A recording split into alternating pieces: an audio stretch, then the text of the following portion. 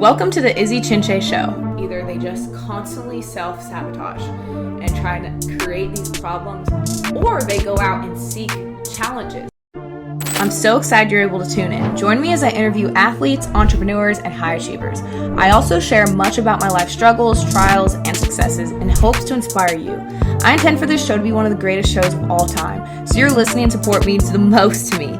My goal is to help inspire as many people as possible, so please share with a friend if you enjoy just one thing from today's episode. Together, we can help more people grow. Let's get started. So today I'm welcoming Jack Chinche to the show, who is a U.S. Marine Corps Special Forces and also one of my personal heroes, a ultramarathon runner, an incredible athlete, incredible leader, husband, soon-to-be father. Soon-to-be. And one of my best friends of all time. And this is my big brother, Jack Chinche. So welcome to the show. Well, thank you. Yeah. How are you?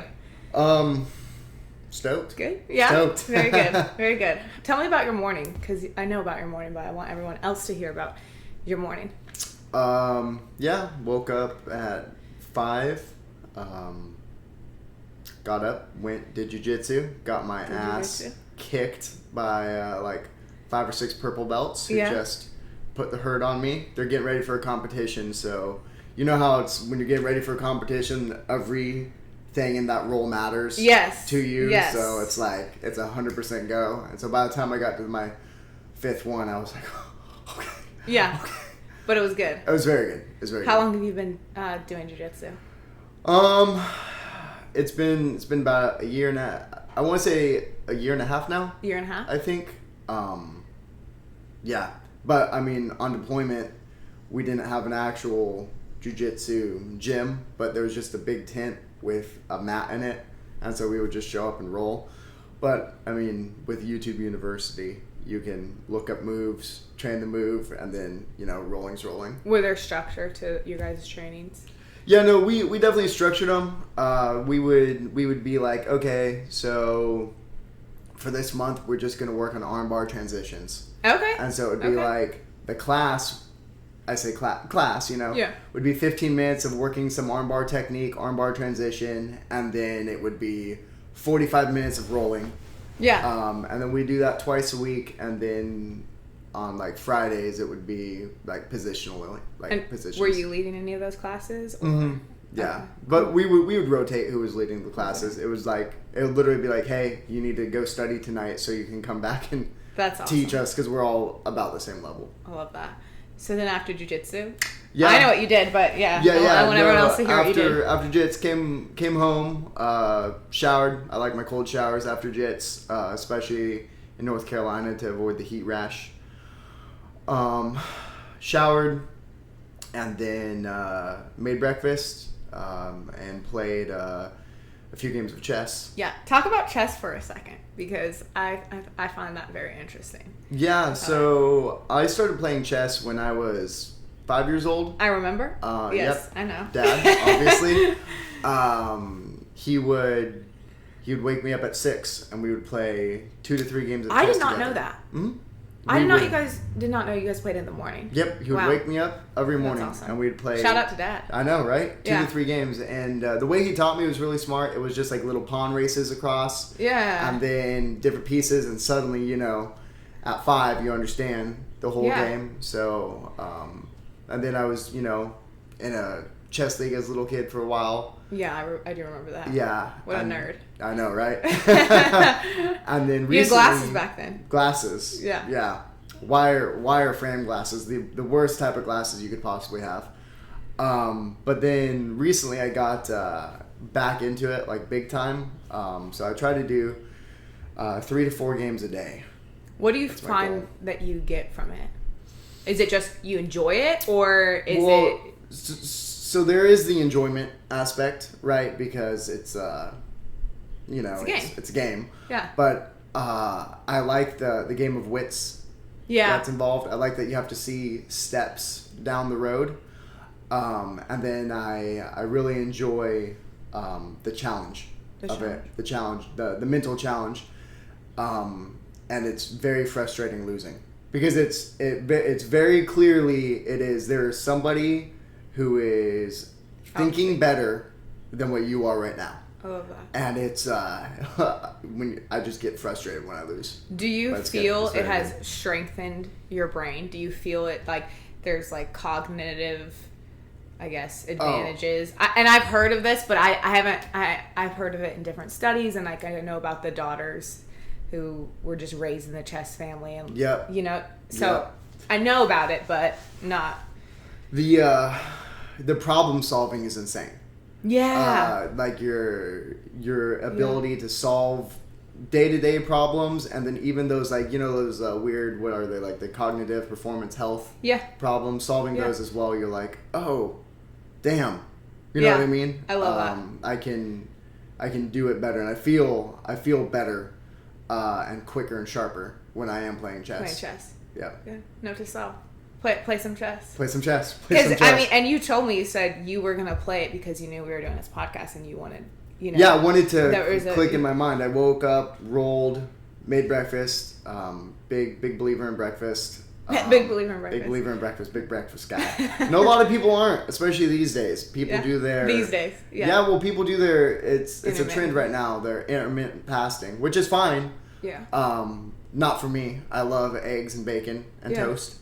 Not before you roll. Once you come back, though. Oh yeah. No. I woke up, rolled, right, and then I'd hurl over the mats. But then I needed to make sure that my mind was clicked in. So played a few games of chess. Called her a day. Yeah. For me, if I go that early, I can go without eating. But if I go to roll around 8:30 or 9. I have to have like a bar. I have to have a bite. A bite of something. Otherwise, if I'm there for 2 hours or something, I'm going to be... You'll feel your energy start to drain. Yeah, I go, chew. Yeah. That's what I used to actually do. I would bring my bar. I'd have a couple bites halfway through class, or before we started roll, I'd just take a couple other bites, and I was like, all right, I'm good to go. Yeah. I feel... Well, what people like, too, which really helps, is the carbohydrate drinks. I have not experienced. Yes, so it's really impressive. So it's like a protein type powder, I guess. Yeah. The one that I'm thinking of anyway. And it's basically just carbs, pretty tasteless, that goes like in your water. Yeah. And as you're drinking it, it also gives you fuel. Wow. For burning. So you prolonged endurance. Okay. Which is cool. Yeah. And have you used that when you're running at all? For ultras. It's phenomenal. And you have used it while you were doing that? Yeah. Okay. It's good. Yeah. I do want to hear more about the ultras a little bit. We want to talk on that? Yeah, for a second. I got one coming up on the 30th of September. It's Pilot Mountain. And then I've ran 2 before. So not super experienced. Yeah, you still did it. Yeah. Still do it and like it. What do you like about it? That just sucks. It just sucks. Yeah, I'll be honest. I don't even like. I enjoy running. Yeah. But like, I love jiu-jitsu. I love lifting weights. I love shooting. I love I don't say I love running. You know what I mean? Like it's different. It's like running feels more like work to me. But I love how I feel after running. And I know that it's... Mentally, I'm assuming. Yes, mentally 100%. Yeah. Yeah, and I have a thought process that I would kind of like to live my life by. And if life's been pretty easy on me, especially when it's been pretty easy with me, and even if it hasn't been easy, even if it's been hard, I like to pick one really hard thing to do every 3 to 4 months. That's like very difficult. Mm-hmm. Like find some sort of challenge and do it, and it sucks. And it just kind of lets you know, like, A, it could always be worse. Yeah. And B, no matter how bad it is, you can still make it worse on yourself. Yes. And you feel like you have, and I feel like I have more control over everything. Yes. And so I like that. And I like ultra marathons for that reason. Yeah. Because even when it's crazy busy and there's stuff going on and, you know, there's a million different things to do, it's like, no, I'm going to carve out time to run early in the morning so that I can go run, 50 miles. Yeah. Even though it's not something that I like necessarily. Yeah. It's something that's good for me. Yeah, I know it's good for me. I love that. I think there's a fine line. This has been something I've been exploring recently. Of there are people who are born and they have gone through really hard things in their life, and if they choose to be a fighter, then they are a strong person and they continue to become strong. There are other people who just haven't. They've just had it very, very easy, but then they feel guilty about that, and then I see it split. So either they just constantly self-sabotage and try to create these problems, or they go out and seek challenges. Like for someone who has not learned how to be very self-disciplined, hasn't gone through hard things, doing a challenge like 75 hard would be very hard for them. Very much so. And I really respect that, but I think more people need to be aware of that. Just because your life, was so easy growing up, it's not a bad thing. Obviously, it's the ideal thing. But if it is, don't self-sabotage. Like, use that to get better in something else, right? Focus, but you can be very intentional about growing, Absolutely. And so I don't know. Do you see that though with people you've been involved with? Have you noticed that, seeing the self-sabotage, or like? Yeah. So I surround myself with incredibly hardworking Yes. individuals. So yeah. I guess I would say that I'm not a perfect expert on it. You know what I mean? Yeah. But I do see it, from time to time with other people or friends of friends, where it's like, yeah, you're just kind of letting yourself. Yeah. You're letting yourself down. Yeah. I also like what you said when you were like every 1 to 3 to 4 months. For me, that's also like being an entrepreneur. The quarters. Each quarter, there has to be a big challenge. Absolutely. And it's kind of that same thing. And when especially if I'm not able to train physically the way I want to compete for something, it's like, well, what is the other thing? What is the other challenge? Right. I'm trying to overcome. Right. And I think what's important for people to understand too is the challenges per person can vary. Yeah. Right. Yes. Like what's a challenge for me, right? Like maybe a challenge for me is, going and running this 50 miles. Right? Yeah. That's great. Maybe a challenge for somebody else is working up to a 5K. Right. You know what I mean? Yes. Or maybe it's, maybe their challenge is, I'm going to go do this crazy hiking trip, or I'm going to make it through this book, or I'm going to do this course. So it's like the challenges can vary. Yeah. But challenge is important. But challenge is important, and challenge yourself outside of your comfort zone. Yes. I think a thing that happens, and this is people getting complacent big time, is you get very fit people. Mm-hmm. Who are like, I'm gonna, like, say you have a very fit CrossFitter. Mm-hmm. They're like, I'm gonna challenge myself with this CrossFit workout, and it's like, okay, man, you do these all the time. Yeah. Okay, and why don't you go get in a pool? Right. Right. Yeah. Maybe you are challenging yourself. Yes. But how much of a challenge is it when you really like it? Yes. You know what I mean? So it's like, switch it up a little bit, and it doesn't have to be physical, right? Yes. Like, you can challenge yourself mentally, which is important. And so a lot of times when people are super fit, it's easier to do physical things. Yes. So they challenge themselves mentally less. Yes. So because they've hit this high level, right? And so they're hanging here, but they're not challenging themselves mentally like they used to. And it's like, find something to break yourself out. Yeah. And that can, come into a very... I totally agree. I mean, I've seen myself, and I think we talked about this yesterday, about like not wanting to step into a situation where you're going to fail, especially I think for high achievers. For someone who has reached the top of the top, it's like, I want to present myself in a way that represents who I am and how well I can do something. But then it's like, they're so afraid to go to a dance class because they're not going to dance in front of someone because they haven't learned to dance, Right. It's like that's phenomenal right there. That's a great one. Go do it. Just go do it, because how uncomfortable are you, you're in your own space. You're like, well, I'm dominating. Why can't these people? I'm like, why don't you go to a dance class? If you've never danced before, you know how uncomfortable you're going to be? Yes. Get out there and do it. You're Absolutely. like, No. Get out there and do it. I have a buddy who his thing that he challenges himself with is he goes to stand-up comedy night. Oh, wow. That's awesome. Sober. And he tells his jokes that he makes. Wow. And a lot of them are just tragic. Right? Crickets. Because it's yeah. Because it's a skill set, you know, and it's a very difficult skill set.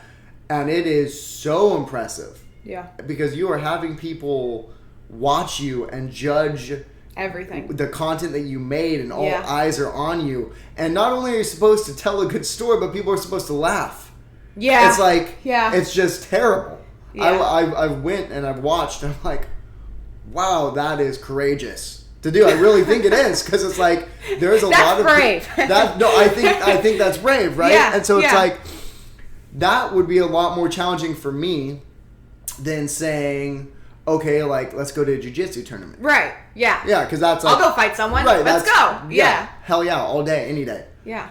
Oh, you want me to get up and go tell jokes? Yeah. In front of people? Yeah. Oh my God. So it's just different ways like that, like you're saying with dancing. Challenge yourself. Yeah. And that's, I mean, statistically, at least in the United States, that I believe is, if not, it's one of the top 3, public speaking, the biggest fear for anyone ever. Yeah. They're like, I would literally rather die. Like, people actually are like so afraid, I would rather die than go and speak in front of people. Right. Exactly. And it's that intense. And it's crazy to me, because I wonder where just the judgment. We know how judgmental we are, so we're like, I'm not going to get up there and get judged. Right. And the funny thing is, Michaela and I, we like going through a book together. So it's like we'll go through a book together, take our notes, get together, go through our notes, you know, chapter, finish the book. And a book that we were just reading, it's called The Mountain Is You. There's a lot of good stuff in it, but one of it's talking about how, so say in that public speaking setting, you might think, oh my God, everybody's thinking about me. Yeah. Right? And everyone's thinking of me weeks or months or whatever later. It's like nobody cares. Yeah. Really, nobody cares. No one cares. People are too self-absorbed in their own life. Yeah. To worry about you. Yeah. And you're just being really egotistical, actually. Yeah. Thinking that people exactly. Even care. Your ego. Don't care. Yeah. I that's something I teach my players sometimes. I'm like, you're not that big of a deal. You're not. You don't have, and I remember telling actually a teammate one time, it was after this game, and she's sobbing, crying, and it's like, you know, I had this coach who was coming out to watch me. I was going to get recruited, and I was like, I just looked at her, I said, you're giving yourself too much credit. That in one moment you could ruin your whole soccer career, or make it, honestly. Right. And that you could make, like, no one cares. I literally was like, you think you're too big of a deal. And it's funny when someone's crying that way, like, it's funny to them. They're kind of, the reaction is like, oh yeah. They like kind of smile because it's like a relief almost. Right. You're not that big of a deal, dude. Yeah. Oh, yeah. Yeah. You're not that important. Yeah. Sometimes if you really need to hammer that point home, it's fun to go out and swim into the ocean. Just swim into the ocean for just past the break, obviously. Yeah. Nothing crazy, and just be there for a little while. Yeah. And you're like, I am nothing. Yeah. I am absolutely nothing. Yeah. And you're like, okay. Yeah. And you come out and you feel way better. I hear like so many entrepreneurs talk about that. Just because in the business world, you just don't take things personally. No. Like, you're going to fail all the time, but it's like, my business is failing, I'm failing. No, you're not. It's different. And there's this, it's Alex Hormozi I listen to often, and something he talks about is, I just fast forward 5,000 years. It's like the chances of anything even being around of me, like, no one will know my name. My name, like, even he's like 500 years from now. Right. The chance of me actually going down, it's like almost none. I won't. No one's gonna talk about me. Right. I'm dead and gone. And he's like, every time he talks about, like, just the relief, I'm like, thank God. Yeah. You know, I'm gonna be dead and this isn't gonna matter. Yeah. Yeah. Yeah. Relief. But now I do want to talk a little bit about team. And can you talk about your experience with team and what being a part of an elite team has taught you, or like some of the biggest things that being a part of an elite team has taught you? Yeah, so it's a really good question. I can ask more too. Humility, and being brutally honest with yourself, and allowing other people to be brutally honest with you as well, and not taking it personally. And that seems so basic, but it's not, because it is something that you have to fight constantly, and accept, and because we're all prideful creatures, and it is very difficult when you went and worked your ass off on something, and then get told that was an absolute atrocity. Yeah. And you're like, oh. Yeah. You know what I mean? And it's difficult, and it takes a lot of humility, and then you need to be honest with yourself and be, well, they're right. Okay, how do I fix that? How do I get better? How does that never happen again? So I would say having humility is massive. So on your deployment, how many people were on your team? Okay, so I'm part of MARSOC. I'm a CSO, Critical Skills Operator. A team is comprised anywhere from 12 to 15 people. Okay. So it's very tight-knit. Yeah. Very tight-knit. Yeah. Yep. Okay. So, and how long have you known all those guys? Did you meet some of them for the first time when you got... No, so there's a lot of different courses, and you do a workup together. Okay. So by the time you're deployed, a minimum, you know each other for a minimum of a year and a half. But a lot of those bonds are a lot longer with some of those people. Some of those dudes I've known, 4 or 5 years. I like how you said the word bond, because, we talk about it all the time, like team bonding. And people are like, oh, team bonding. It's so important. It's very important. Otherwise, you don't have trust. It's very important. And you're honestly not going to be humble to someone if you don't trust them. You don't trust what they're saying. You don't trust what they believe. If you don't have that trust. Okay, so then what is something that you think you were able to bring to your team? That's another good question. So I'll preface this with, and this is an overused statement, but I think it's a true statement. And you are either an asset or a liability. Yeah. And people know this, but it is a decision that you have to wake up and make every day, 100%. Because you can be a phenomenal person, absolutely phenomenal, great with everything, and then wake up and decide, well, I'm just going to kind of let my pack drop. Yeah. Right? I'm just going to kind of let it start going downhill. And the crazy thing is, you can be amazing for 1,000 days, but if you have not just one bad day, but if it's really bad, people will remember that, and that's what will stand out. Not your 1,000 good days. Yeah. Not your 1,000 good days. Yeah. It is that other day where you just decided to let everything slip. And that's not for everything in life. That is not for everything in life. No, this is speaking about elite team members. People who are a part of a high performing group, a team that are in cohesion, focus on a specific goal or goals for the season. Yes. Yep. And when you are trying to be the best and you drop the ball, as it were, people are going to remember that.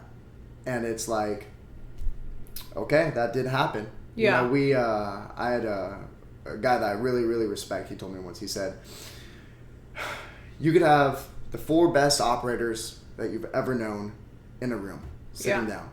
He goes, and these guys are just on it, and they're good. And of those 4, one of them is the worst, and one of them is the best. And it's just the way that it is. So, I say all that to say there's a lot of amazing people on my team that bring a lot of amazing things to the team. I think, for myself personally, and I mean, I'll have to text him afterwards and ask and be like, is this true? Is this not true? I don't know.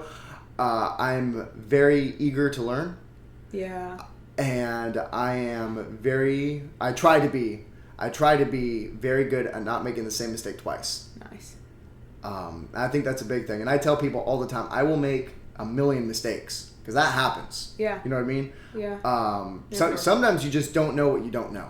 And that's what life. Costs us all. That's the biggest debt we pay. Yeah. Is lack of knowledge. Yep. And that's life.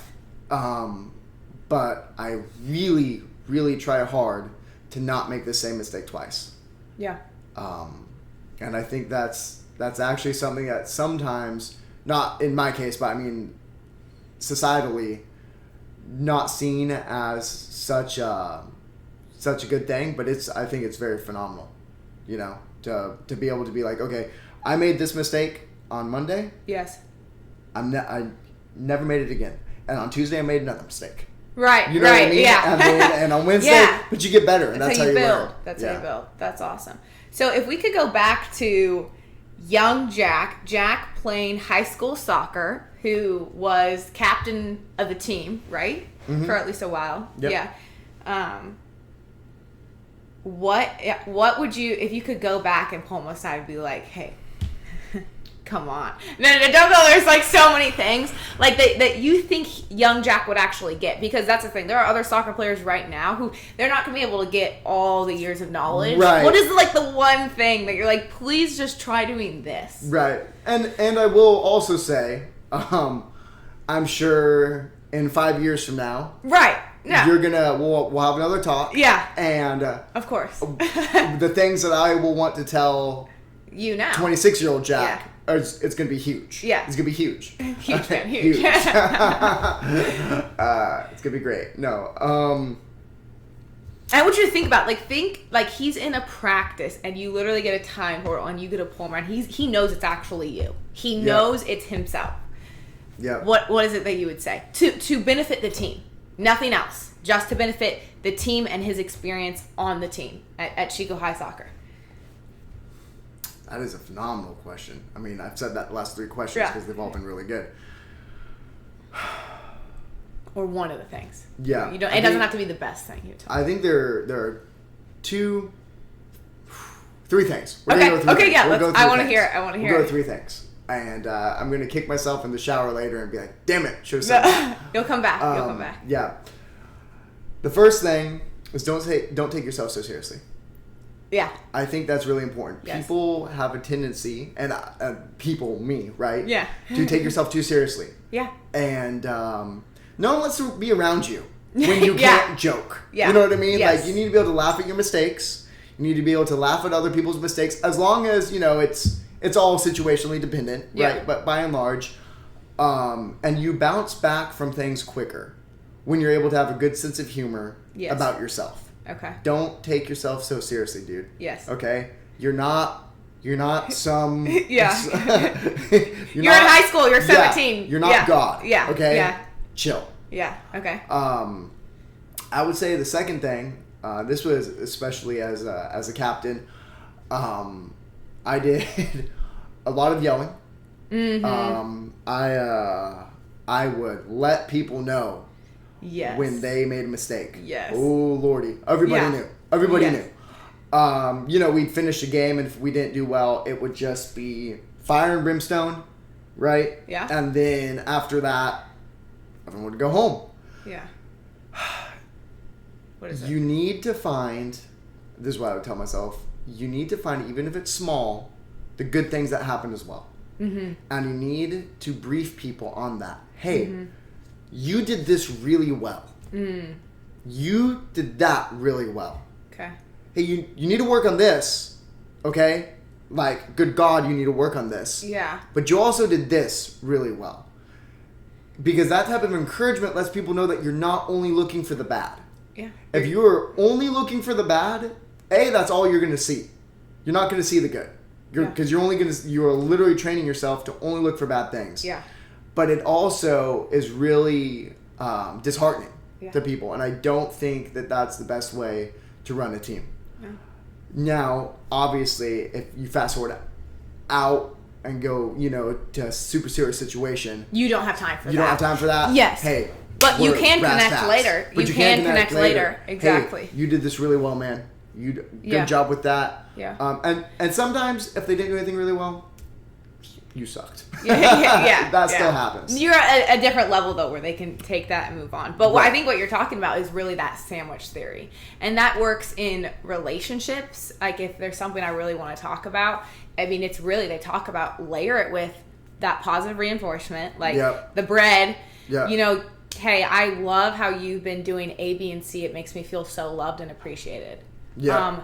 I'm feeling this about this, and then again, but you've been doing so good, and I think that's kind of what you're saying. Just using that sandwich, right? Exactly. So Jack, to use young Jack, use the sandwich method. Use the sandwich method. And I think the other one would be it's also a Bible verse. It's don't go grabbing a plank or a speck of sawdust out of somebody's eye when the plank is in yours. Okay. Just being hypocritical. Yeah. I think a lot of hypocrisy comes from being insecure. Yeah. Yeah.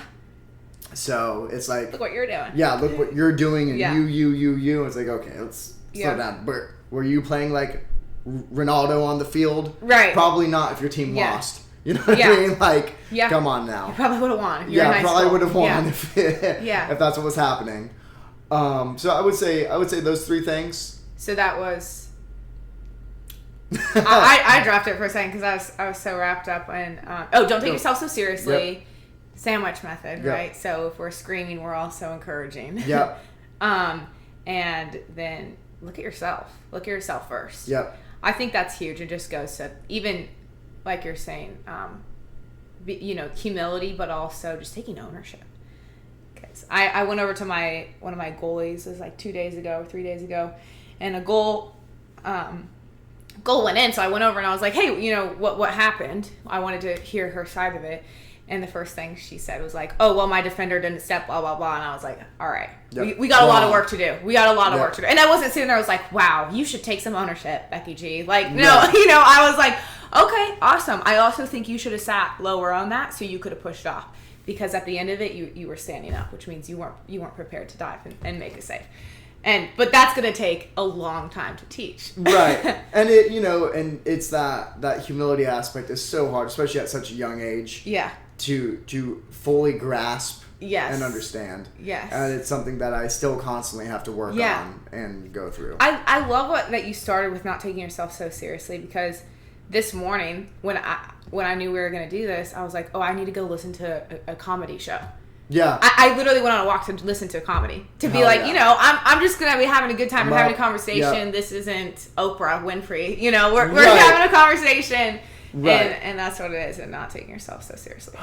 I don't know of very many, because there are some 100%, but of very many situations that are made better by you taking yourself too seriously. Yeah. That's just across the board. Yeah. Now there are some very serious problems that you need to take seriously. Yeah. But it's just also taking that step back and be like, okay.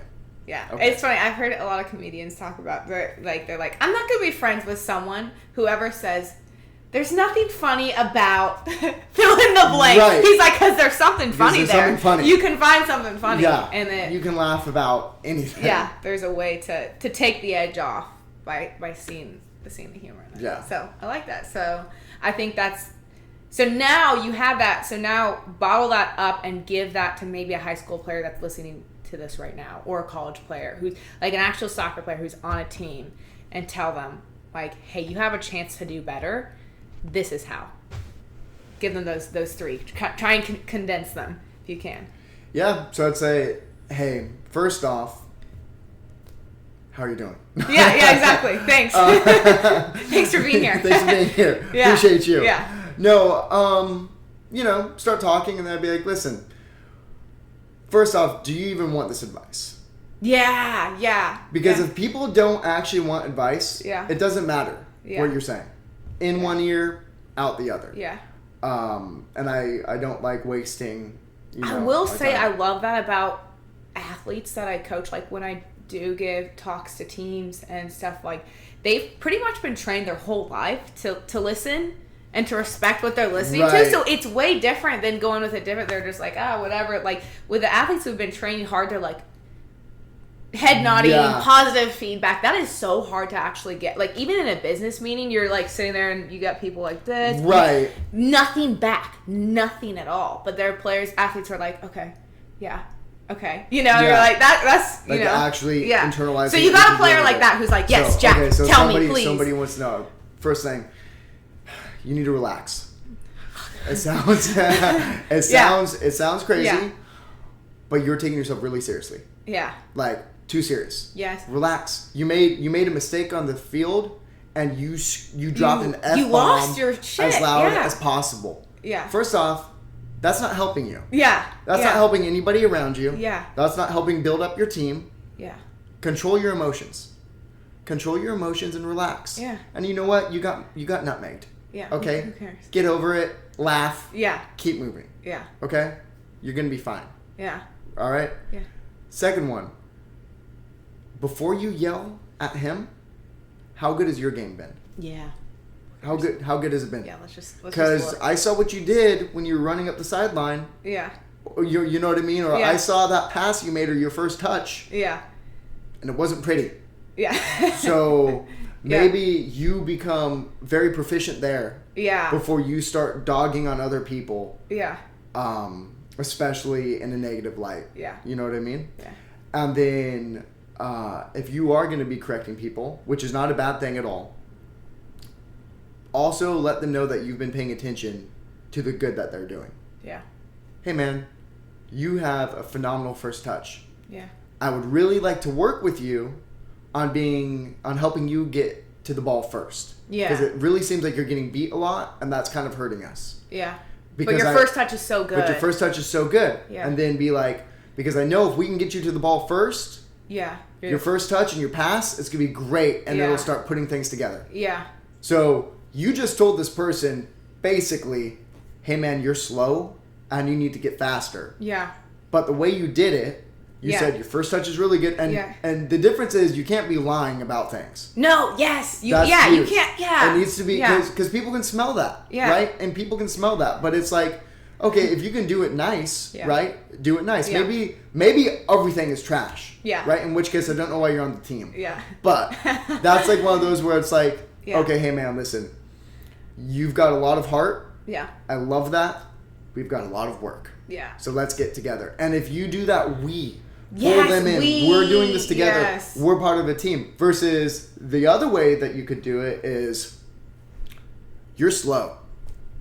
You need to get faster. Yeah, I see coaches do that all the time. Right. I see coaches, and it's like, especially at that level, it's, and if you're taking somebody who just can't accept it, it's significantly harder.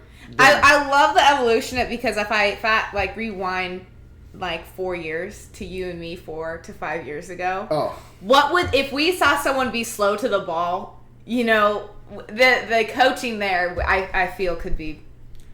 Yes. No, absolutely. It would be like a chance for us to be like, we're so hard. Like, you need to run faster. Right, exactly. Yeah. Okay, we're doing these sprints now, which you should still do. Yeah. Right? You should still get all of it in. The approach is totally different. But the approach is different. Yeah. And for all of the hardos that are going to watch this and be like, oh, don't need to worry about it. It's like, okay, man, like, I get it. Like, trust me, I get it. Yeah. We get after it, 100%. But if you can do something as a good, decent human being, why wouldn't you? Yeah. You know what I mean? And I think in the long run, there's so many. It's going to be so much better than just berating someone because they were slow. Right. Yeah. Right, because now that person has a little bit of a chip against you. Yep. Right. Yep. They think that you're kind of an ass, and they should, because you came off as an ass. Yeah. And now maybe if they needed help with something, they're not going to go to you. They're not going to. And maybe you're a wealth of knowledge. Yeah. So stop taking yourself so seriously. Yeah. Chill. Look inside yourself to be like, okay, am I that good? Because I'm probably not. Yeah. And if you have to ask that, first off, you're probably not. I'm going to tell you right now. Yeah. There's stuff, no one's perfect. Okay? Yeah. So just remind yourself of that. And then let them know, hey, you did this really well. Yeah. You know what I mean? We're going to get better with this. Yeah, because, damn, we're gonna. Yeah, you know what I mean. We're gonna work on that. So that we can give achieve them that picture. This. So that's what I would say. I would say that to myself and to anybody that I was trying to help on a leadership position while also being the best teammate possible. And the difference is in that too is like you were telling a story.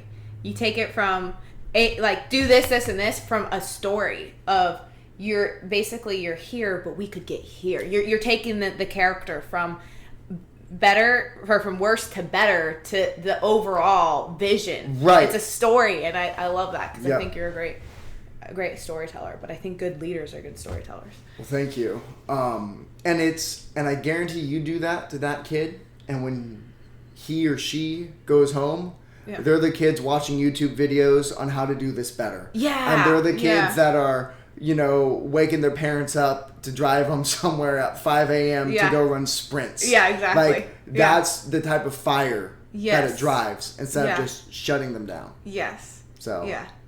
I think, again, taking it back to our childhood, I think since we were young, we always had a desire to do hard things that were not productive, even hard things. But it was like we knew we wanted to do hard things because we knew we felt it would give us that chip. It would give us the leg up. Well, I can do, this is hard, so I'm going to do it. And I remember, we even had, we would try and see who was tougher with, those little vines and rub them on our arms. Yep. No matter what, it was always trying to do something hard to get tougher.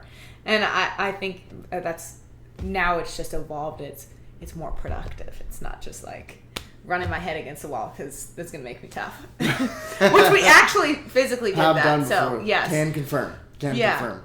Don't ever do it at home. Yeah. Don't bring that. So the other question I had for you was about team, and I need to look here. So advice for someone who's trying to build a team, who's trying to either in business, trying to build a team, or pull in a coaching staff to be able to bring up a program. You're trying to build a team. What are 3 pieces, things that you want to look for in team members? I love that. So just based off of in coaching, possibly business, the options that you laid out. So I'm not going to be going over any physical attributes. No, right? It's not going to be nothing, make sure the kid's got a gas tank. Yeah. Kid can run. No. Yeah. Kid can run. Nothing physical. Yeah. Well, but sorry, go. Right. It's important, but yeah, we're going to pretend that processing has already happened. Massive one, again, is that humility aspect. Yeah. Okay. Yeah. And you can check that pretty. Yeah, I was gonna quickly. say, but how could you see that? Right.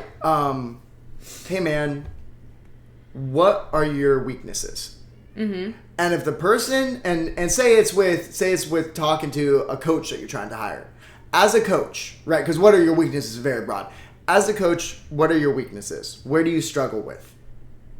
And if they can't give you an answer, and maybe they need to think for a few minutes, because it's not something that we don't like dwelling on our weaknesses. Yeah. But if they can't give you an answer, that's not necessarily a warning, but I would start to be a little more cautious. Yeah. Right? Versus the person that goes, okay, so I have a hard time dealing with the parents. Yeah. Right? The over-aggressive parents, and then I feel bad, and I don't know how to, you know what I mean? It's hard for me to bridge that gap. Yeah. Or maybe when the kids cry, I don't know what to do. It's you're like, Right, whatever. And stop crying. Exactly. Yeah. You know what I mean? So it's that whole thing, but it's okay, cool. Next question, what have you done to get better at that? Yeah. Okay. All right. So that way you've got that, so they have recognized that they have a problem, which shows that they have self-awareness, which is very important. They're admitting to you what their problem is, which is humility, which is huge.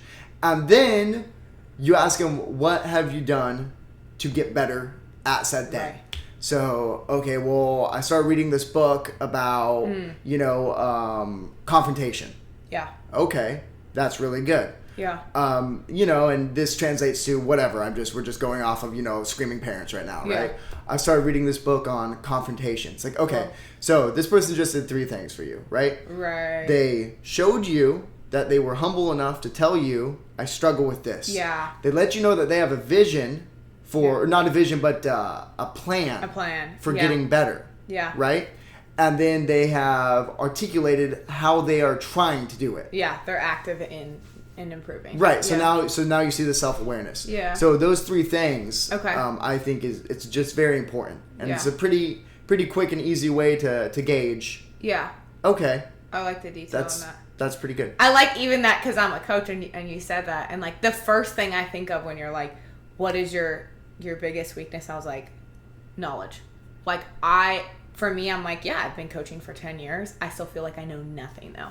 Right. You know, I would say I'm young. Yeah. Like that. I feel like that is probably my biggest weakness right now. I'm like, give me 20 years. Give me 20 years, and then you're gonna have more. Yeah. And it's one of those things where it's you can't make up for that time. No, you know what I mean. And that's And I want to as much as I can, but also I think when I was younger, I used to want to rush so bad to like learn it, and I've gotten to the point where I'm gonna do everything in my power, but also understand like something it might just take 10 or 15 years. You know, sometimes it just happens. Yeah, you know what I mean. Yeah. So if I was to ask you those questions, off rip, what's your biggest weakness as a coach? Knowledge. At this point, knowledge, because I've been in this game for a long time, but I think compared to coaches who've been in the game for 30 to 40 years, I'm nowhere near them. Game changer, right? Yeah. Okay, so what do you do to make yourself better with that? I watch videos. I coach almost every day. I'm trying to not rush things to get the result. I'm just in the process of it, but I'm also aware that I need to take advice where I get it and move from there. Right. Yeah. So you just demonstrated a lot of humility. Yeah. Right? Yeah. A lot of self-awareness. Oh, yeah. And a plan for getting better. And that's and right there you're like, okay, so I've got an individual who understands. And then you can talk about work ethic and all of that stuff, which will come up naturally in the interview. Yeah. And there's no way of 100% knowing somebody. Yeah. Well, ever actually, but you won't know the quality you're getting until you actually put them to work. But for myself personally, I would say those three things. Ask on that, like, okay, all right. Yeah, and then I'm big on just the nonverbals. Are they looking you in the eye? Shoulders up, right, back. Yeah. Are they confident people? I love confidence. Yes. I think it's important. Yes. But that's what I would say. Yeah. Cool. Well, thank you. Do you have anything else you want to talk about? Any questions for me? How many podcasts do you have now? Or episodes? What episode is this? This is episode 1. Well, this is episode 2. Okay. So when everyone's listening to them, this is episode 2. Okay. Yeah. Right. So they have my intro, and then they have this. Intro to Jack and Izzy. So, yeah. So, yeah. Well, thank you. Thank you for chatting. Thank you. This was good. Do we handshake now? Yeah, a little handshake. Yeah, that's how you handshake, guys. Yeah. All right. Thank you so much for tuning in today. I'm so grateful for your support. I'm already excited for the next show. Turn on notifications and be on the lookout for my next episode. Also, please share the show with anyone you feel like might benefit from listening to. Thank you for all your love and support. I will see you soon.